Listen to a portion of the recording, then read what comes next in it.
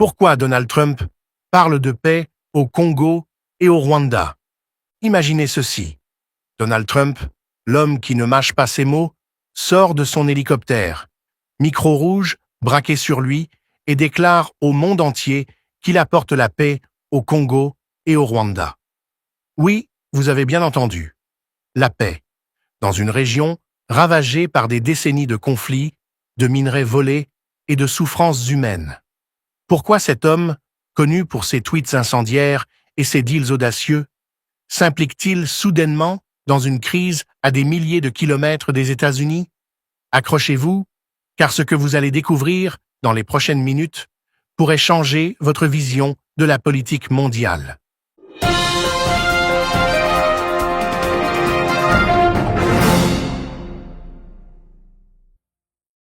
Aujourd'hui, nous plongeons dans une question brûlante.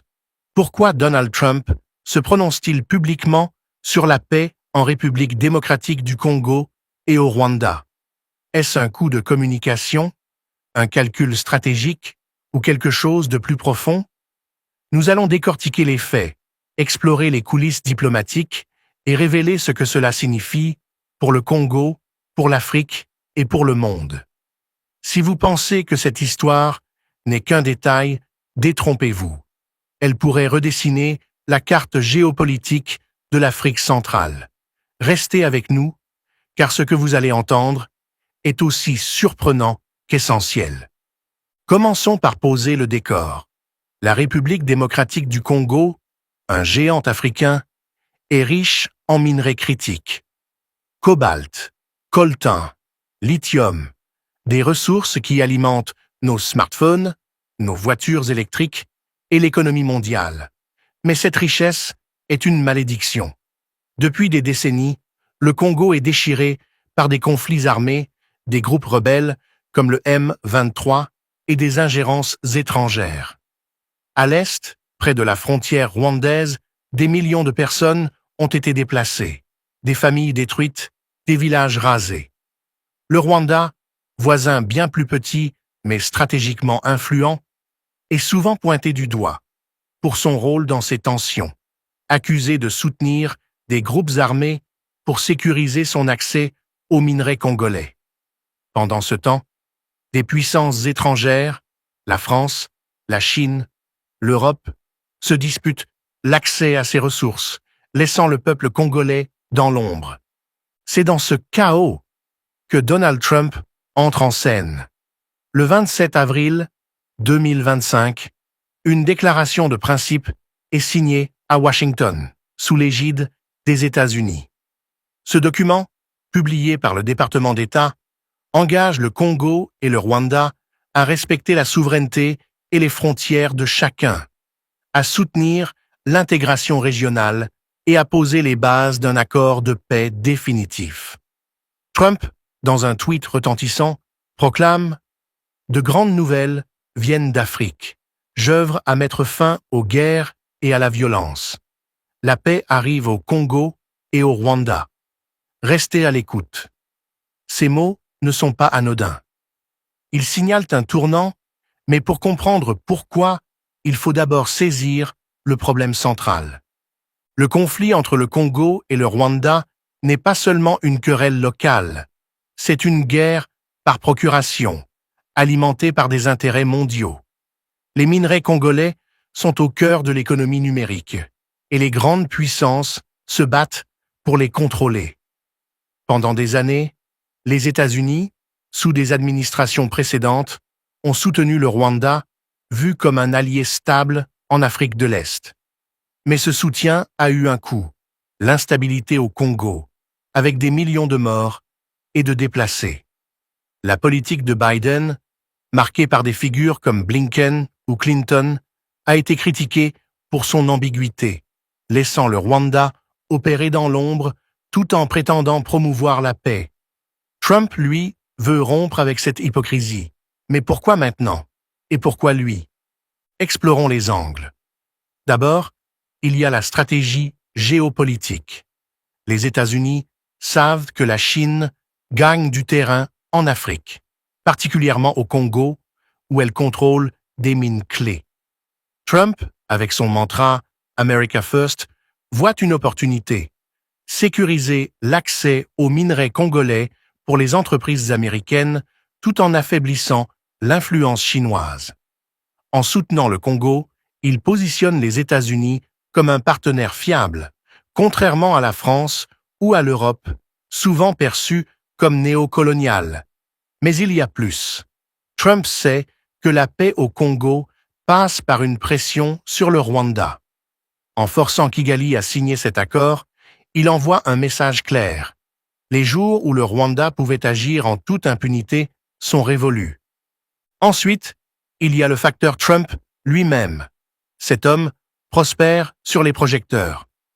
En s'impliquant dans une crise africaine, il se présente comme un faiseur de paix, un rôle qui contraste avec son image de provocateur. Lors d'une interview récente, une journaliste angolaise, Ariana Veras, l'interroge après sa descente d'hélicoptère. « Monsieur le Président, vous parlez de grandes nouvelles pour l'Afrique. Pouvez-vous en dire plus ?»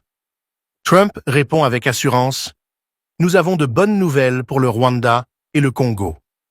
La paix arrive et nous investirons des milliards dans le corridor de Lobito pour transporter les minerais. » Cette scène, soigneusement orchestrée, montre un Trump qui veut laisser une marque mondiale. Mais est-ce sincère ou juste un coup de com'? Passons à un angle plus local. Le rôle de Félix Tshisekedi, président du Congo. Tshisekedi est au centre de cette équation. Contrairement à ses prédécesseurs, il a pris des risques en accusant publiquement le Rwanda de déstabiliser son pays. Cette audace a porté ses fruits. En 6 ans, il a réussi à rallier les États-Unis à sa cause, un exploit diplomatique que l'histoire retiendra. La signature de la déclaration de principe, sous la médiation américaine, est une victoire pour Tshisekedi. Elle force le Rwanda à reconnaître ses responsabilités et à s'engager à respecter la souveraineté congolaise. Mais cette victoire suscite des critiques. Certains Congolais, méfiants, accusent Tshisekedi de vendre le Congo aux Américains, comparant cet accord aux deals opaques de l'ère Sarkozy. Ces critiques, souvent alimentées par des opposants politiques, ignorent une réalité. Avant Tshisekedi, les minerais congolais profitent à jonction d'un pays souverain. Mais est-ce vraiment le cas? Pour comprendre pourquoi cet accord est un tournant, il faut examiner les contradictions. D'un côté, il promet la paix et des investissements massifs, comme le corridor de Lobito, qui reliera les mines congolaises aux ports angolais, réduisant la dépendance aux routes rwandaises. De l'autre, il soulève des questions. Les États-Unis agiront-ils dans l'intérêt du peuple congolais ou chercheront-ils à maximiser leurs profits? Les Congolais, qui n'ont jamais vu les fruits de leur richesse, ont raison d'être sceptiques. Pourtant, l'accord insiste sur un point clé: la souveraineté. Ce mot, martelé dans le texte, signifie que le Congo aura le pouvoir de dire oui ou non aux partenariats étrangers. C'est une rupture avec le passé, où des puissances, comme la France ou la Belgique, imposaient leurs conditions. Mais voici le moment clé, le climax de cette histoire. La paix dont parle Trump n'est pas seulement pour le Congo, mais aussi pour le Rwanda. Cela peut sembler paradoxal. Comment le Rwanda, accusé d'agression, bénéficierait-il de la paix? La réponse réside dans la rhétorique rwandaise. Depuis le génocide de 1994, Kigali justifie ses incursions au Congo par la menace des FDLR, un groupe rebelle rwandais opérant à l'est du Congo. Trump, en promettant la paix au Rwanda, répond à cette excuse. Les États-Unis s'engagent à neutraliser les FDLR, privant le Rwanda de son prétexte pour intervenir. C'est un coup diplomatique brillant. En obligeant le Rwanda à signer l'accord, Trump et Tshisekedi placent Kigali face à un choix: respecter la souveraineté congolaise ou s'isoler sur la scène internationale. Cette dynamique révèle une vérité dérangeante. Le Rwanda, malgré son image de nation disciplinée, est sous pression. Les États-Unis, avec leur poids diplomatique, ont clairement dit à Paul Kagame « Signez ou vous perdrez notre soutien ». Des sources indiquent que Kagame, initialement réticent, a cédé après des échanges tendus avec des émissaires américains. Même l'Ouganda, allié du Rwanda, semble se distancer, comme en témoigne le comportement récent de Muhoozi Kainerugaba, fils du président Museveni, qui a publiquement soutenu Trump. Ces signaux montrent que l'équilibre des forces change. Le Rwanda, habitué à jouer les troubles-fêtes, est forcé de jouer selon les règles. Mais tout n'est pas rose. L'accord, bien que prometteur, repose sur des hypothèses fragiles. Premièrement, la mise en œuvre. Les engagements sur le papier sont une chose. Les appliquer dans un pays aussi vaste et fragmenté que le Congo en est une autre. Deuxièmement, la corruption. Les élites congolaises, souvent complices du pillage des minerais, pourraient détourner les bénéfices de cet accord. Trump lui-même a insisté sur la lutte contre la corruption, un défi que Tshisekedi doit relever pour gagner la confiance de son peuple. Enfin, il y a le risque d'une paix imposée. Si les États-Unis dictent les termes sans impliquer suffisamment les Congolais, cet accord pourrait être perçu comme un nouveau colonialisme, sapant sa légitimité. Alors, que retenir de tout cela? L'intervention de Trump est un pari audacieux. D'un côté, elle offre au Congo une chance unique de reprendre le contrôle de ses ressources et de mettre fin à des décennies de guerre. De l'autre, elle soulève des questions sur les véritables intentions des États-Unis. Ce qui est certain, c'est que cet accord marque un tournant. Pour la première fois, le Congo a un allié de poids, capable de tenir tête au Rwanda et de défier les vieux empires coloniaux.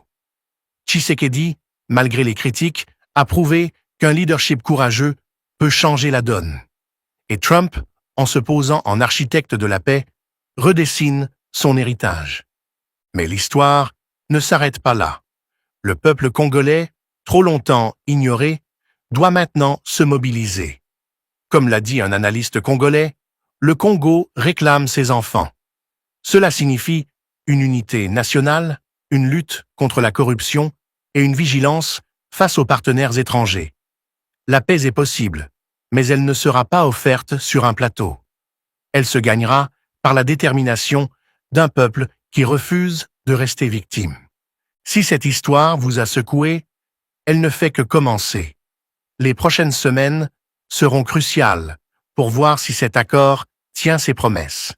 Abonnez-vous, partagez cette vidéo et plongez dans notre prochaine analyse pour découvrir ce que les coulisses de Washington et Kinshasa nous réservent. Le Congo est à un carrefour. Et vous, de quel côté serez-vous? On Sunday, I just returned from a visit to the DRC. I went to the DRC, Rwanda, the Republic of the Congo, Burundi, and Uganda.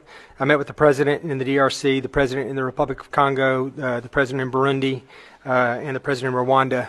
I left encouraged in some ways and discouraged in other ways, as you can imagine. I feel like that there is unbelievable potential in the area for peace and security and for the killing and the bloodshed to stop. The resources there are just through the roof, tens of trillions of dollars in resources. DRC could be one of the wealthiest countries on the entire planet. But I do believe that certain things have to happen, and I don't know exactly what the answer is to get there. I think that, for this to exist, the Eastern DRC has to be an area where everyone has a vested interest in the safety and security and the ability for foreign companies to come in and invest in the area. And when I say everybody, I mean the DRC, I mean Burundi, I mean Uganda and Rwanda, everybody that's there. We all know right now that the Eastern DRC is a completely ungoverned area. It's like the wild, wild East, right? And I truly believe that there is no ability for the government in Kinshasa to actually control that area right now. They do not have the resources or the ability to really impact what's happening there, and they are actually becoming, in my mind, just another entity there that is trying to take advantage of the resources there and get what they can. And everyone's doing it. We know this, right? We know that the Uganda is bringing minerals in from there. Rwanda's doing it. Burundi's doing it. Everyone is doing it, and there's really nothing there to stop them. I think that the Congolese government has to do a couple of things. One, they have to address the domestic issue, right? There are a large number of people in the Congolese that are not Congolese citizens, that are not treated as Congolese citizens, including most of the members of M23, so on and so forth. Now, M23 is a rebel group, and we know that there's an influence there, and there's a component of the Rwandan defense forces, the Rwandan military. But honestly, M23, with or without Rwanda right now, is pretty much uncontested in the area. They're just doing anything they want right now, and the Congolese military is not even fighting back right now. As a matter of fact, they're just running away ahead of the M23, or in some cases they're laying down their weapons and they're joining M23, right? So I think that the Congolese government's in a bad position here, but I do believe, it's been a long-standing issue, is my understanding, that there are certain people in the Eastern DRC that are unrecognized as Congolese citizens, and that maybe in part because this used to be Rwanda before the lines were redrawn many years ago, and and that used to be part of Rwanda. But I would submit to you that there's a large part of Uganda that also used to be Rwanda as well. And after it's been redrawn, now it's Uganda. Those people were immediately assimilated and treated as Ugandan citizens, but that has not happened in the DRC. And I think that's part of the problem. I think that this domestic issue has to be addressed, that everyone in the region, everyone in the country has to be treated as a Congolese citizen with all the rights and privileges of such. I think that this is a difficult thing to do, but I think at some point the armed resistance of M23 are not going to just put down their weapons and walk away. I think that they are an armed resistance. There has to be an effort somehow to incorporate them into the Congolese military and make them feel like Congolese citizens that are protecting their country, not what's going on right now. I think that that's one of the problems. I think the other problem is that they have the domestic problem, or they have the international problem, obviously, which mainly focuses right now with around the relationship with Rwanda. And I think that there has to be an ability for Rwanda and the president. I talked to Kagame, I talked to Tshisekedi, I talked to both of them, and I think that one of the biggest problems right now is personally they can't get along. And I think that at some point people have to put their personal differences aside. This has to be a region that's beneficial for everybody, that everybody sees profit, and everybody has a reason for that to be an area of stability, right? And I think that, I don't know the answer to this for sure, but the neighboring countries have to benefit from the minerals that are in the Eastern DRC as well, whether that's they have some refining capability and the minerals are mined there and refined elsewhere, or there's a refining capability in the DRC, refining capability in Rwanda. Everybody has an ability to make some money from what's going on there. Then I think everyone will have an interest in making sure that this is a safe and secure area. They're going to need foreign investment to come in. They're going to need other countries' businesses to want to come and operate there. Right now that can't happen because there's not the required level of safety and security, and there's not the lack of corruption. It doesn't, there's going to be a certain level of corruption everywhere you go. But, when I was there, I was shocked at the level of corruption there. I talked to a Swiss company this morning, and they told me that their company was worth something like $18 billion, and they got a tax bill last year for their company for $80 billion, which is ridiculous, right? And so they protested it, and they got it reduced to $1 billion, which is still hundreds of times more than the profits that they make in the year. So they're being taxed at an unreasonable rate. Bribes, obviously, are a big deal. The Chinese can afford to pay the bribes, or they're willing to pay the bribes, and we as the United States are not. Many countries are not willing to do that, so they end up being able to compete without competition. There's a biased justice system as well. You can never be assured that if you go there and you get into some kind of legal disagreement, that it's going to be a fair judgment, and they're going to rule in your favor if you're in the right. There's manipulated exchange rates. There's unreasonable fines. There's evidence everywhere that members of the government and their family are getting filthy rich from what's going on there, while the population there is starving and living in a horrible environment. I think that we have to come up with a way to fix this. I think that until that happens, a lot of this other stuff is not going to matter. I don't know the answer to this, but I would like to get your opinion, each of you. Do you think that in the current situation that we're in, and obviously there's other issues too, I just want to mention too, just for the record, but there are...